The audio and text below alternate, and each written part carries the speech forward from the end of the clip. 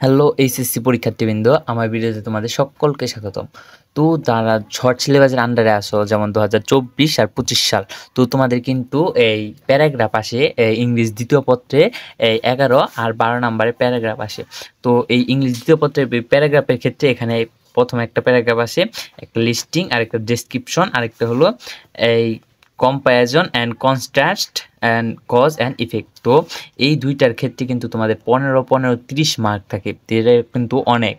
তো এই 15-30 মার্কের তোমাদের এমনভাবে এই প্যারাগ্রাফ শিখিয়ে দেবো যে তোমরা কোনোদিন এই কনফিউশনে পড়ে যাও। অনেক ক্ষেত্রে দেখা যায় যে এইগুলোর মধ্যে কনফিউশনে পড়ে যাও তোমরা। তো আজকের থেকে আর কোনো সময় কনফিউশনে পড়বে না। এই তো চলো ভিডিওটা শুরু করা যাক। আর তুমি যদি আমার চ্যানেল নতুন হয়ে থাকো, অবশ্যই চ্যানেলটাকে সাবস্ক্রাইব করে রাখবে।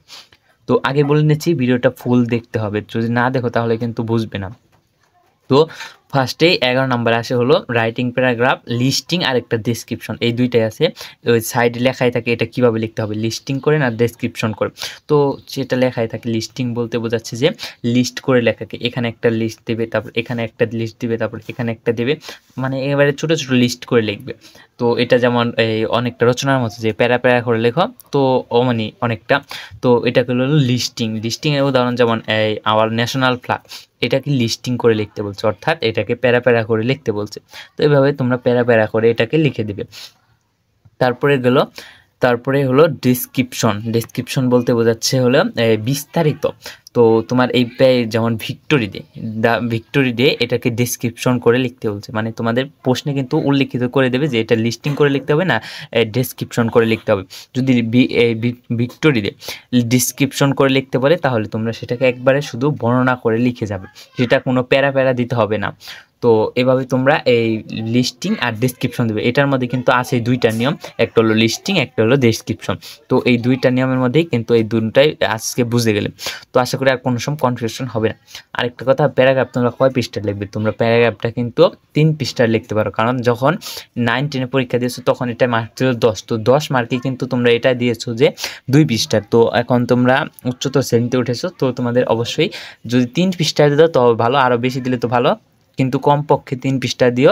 আর যদি তাও না পারো তবে 2.5 পৃষ্ঠা দিলেও যথেষ্ট, কিন্তু এর কমে দেওয়ার চেষ্টা করো না, একটু চেষ্টা করবে যে 3 পৃষ্ঠার কাছাকাছি দেওয়ার। 3 পৃষ্ঠা বলতে এমরা, তারপরে ওই দিকে, তারপরে পৃষ্ঠা, এভাবে 3 পৃষ্ঠার দিবে। তো এইভাবে দেওয়ার পরে তো আশা করি তোমরা একটা ভালো মার্ক পাবে। তারপরে গেল এই 12 নম্বরে কিন্তু এটাও সহজই। তো এটা হলো কম্প্যারিজন অ্যান্ড কন্ট্রাস্ট। তো এই কম্প্যারিজন অ্যান্ড কন্ট্রাস্টের মধ্যে আছে হলো যেমন city and village life, comparison and comparison and contrast বলতে বোঝায় হলো এটার হলো সাদৃশ্য এবং বৈসাদৃশ্য। তো একটা সিটি আর ভিলেজ লাইফের মধ্যে কম্প্যারিজন এবং কন্ট্রাস্ট করতে করছে, তার মানে এটার মধ্যে সাদৃশ্য এবং বৈসাদৃশ্যগুলো তোমরা লিখে ফেলবে। তো এবার প্রথমে লিখতে পারো এটার মধ্যে কী কী সাদৃশ্য রয়েছে একটা, তারপর লিখতে পারো এটার মধ্যে কী কী বৈসাদৃশ্য রয়েছে। তো এভাবে লিখলে আশা করি মার্ক পাবে। তো এটা অবশ্যই, এটা আবার কিন্তু গুড সাইড ব্যাড সাইড দিয়ে দিও না, তো আবার এটা লিস্টিং করে লিখে ফেলো না, তাহলে কিন্তু নাম্বার পাবে না। এটা যেটা বলছে সেভাবে লিখতে হবে, যেমন কম্প্যারিজন এবং কন্ট্রাস্ট। তো এভাবেই লিখবে যে সাদৃশ্য প্রথমে, তারপর বৈসাদৃশ্য। তারপর আরেকটা আছে 2 নম্বরে কজ অ্যান্ড ইফেক্ট। তো কজ অ্যান্ড ইফেক্ট বলতে কাজ মানে কারণ, আর ইফেক্ট মানে এটার প্রতিরোধ বা প্রতিকার কীভাবে করা যায়।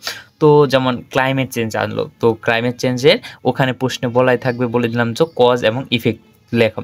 তো ওইটার কারণটা লিখবে আগে, ক্লাইমেট চেঞ্জের কী কী কারণ রয়েছে, জলবায়ু পরিবর্তনের কী কী কারণগুলো রয়েছে, তারপরে ওইটার প্রতিকার বা প্রতিরোধের কী উপায়গুলো সেগুলো লিখবে।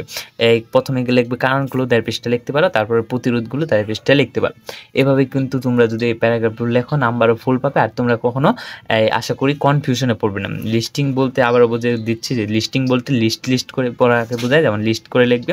তারপরে আরেকটু ডেসক্রিপশন মানে শুধু বর্ণনামূলক, এটা কোনো লিস্ট করতে হবে না, সাদৃশ্য বৈসাদৃশ্য না। তারপরে কম্প্যারিজন অ্যান্ড কন্ট্রাস্ট, সাদৃশ্য এবং বৈসাদৃশ্য, এবং আরেকটা হলো কজ অ্যান্ড ইফেক্ট, তার মানে কারণ এবং তার প্রতিকার। তো এভাবেই এই প্যারাগ্রাফগুলো লিখবে, আশা করি তোমরা যে ফুল মার্ক পাবে। যদি লেখা সুন্দর থাকে এবং এই 3 পৃষ্ঠার একটু বেশি লিখতে পারো তাহলে আশা করি ফুল মার্কই পাবে। তো আশা করি তোমরা আর কোনো সময় কনফিউশন পড়বে না। তো এই ছিল আজকে প্যারাগ্রাফ লেখার নিয়মটা। তো এটাই ছিল আজকে ভিডিও। যদি ভিডিওটি ভালো লাগে অবশ্যই চ্যানেলটাকে সাবস্ক্রাইব করে পাশে থাকা বেল আইকনটা ক্লিক করে রাখবে। তো আজকে আমরা এখান থেকে বিদায় নিচ্ছি, আর ভিডিওটি সম্পূর্ণ দেখার জন্য অসংখ্য ধন্যবাদ।